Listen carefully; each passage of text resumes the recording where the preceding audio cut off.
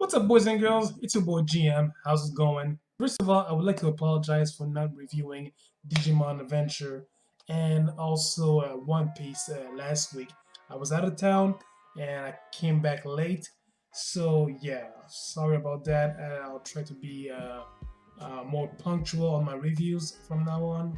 We all know that One Piece is finishing soon, and I'm estimating that there is perhaps more or less 5 years to the series. And even though there are plenty of new series being released, I've noticed a huge wave of nostalgic series that were big hits in the past that are making a comeback in this new era, or new series but based on big hits from the past. For example, Sailor Moon Crystal, that is a remake of the hit series in the 90s, Sailor Moon, Dragon Ball Super, who is a direct sequel to Dragon Ball Z, Boruto, same thing, direct sequel to Naruto, Yashaime, who is a newly announced sequel to the hit series Inuyasha, Digimon Adventure, a reboot of the hit series Digimon Adventure that started in 2000, Yukio Older, a direct sequel to the hit series Mahou Sensei Nejima, the Bleach series that has finally announced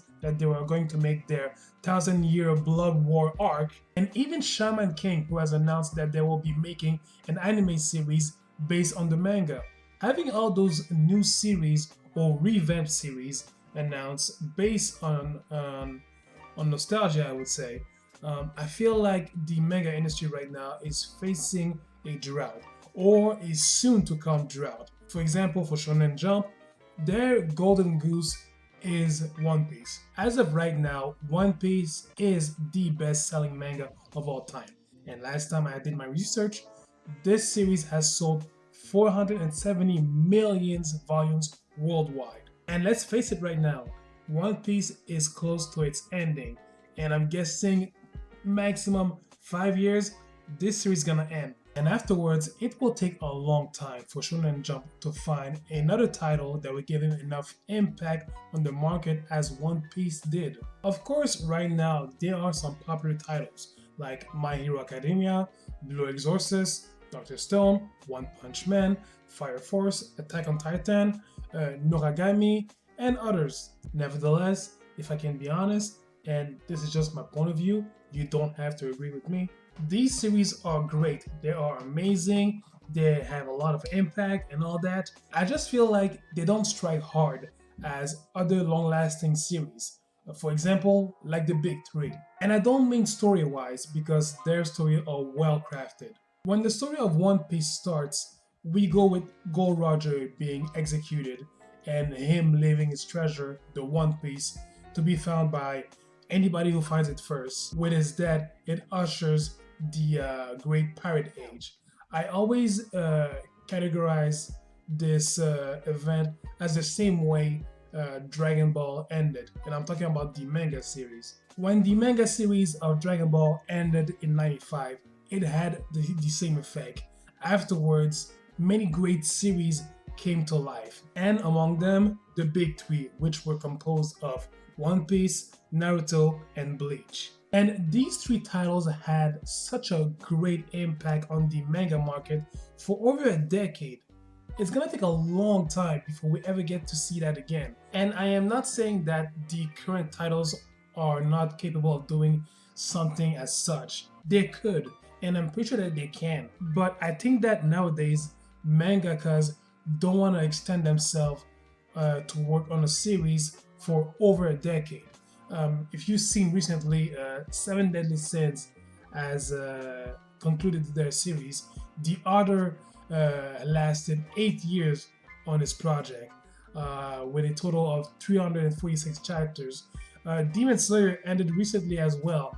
It lasted 4 years with 205 chapters. Being a mangaka is very demanding. I mean, just look at Oda Ishiro, the author of One Piece. The guy kills himself creating One Piece for us. He does. And he's passionate about it. But when this guy is done, I can guarantee you he's gonna take a 5-year-long vacation. So I think that the reality of today in the manga business is that a lot of artists don't want to extend themselves over a decade for their own stories, no matter how much it sells. Or sometimes they try their best and their series get canceled. For example, Kishimoto had a new series, Samurai 8. It got canceled at chapter 43. And for me, that was it.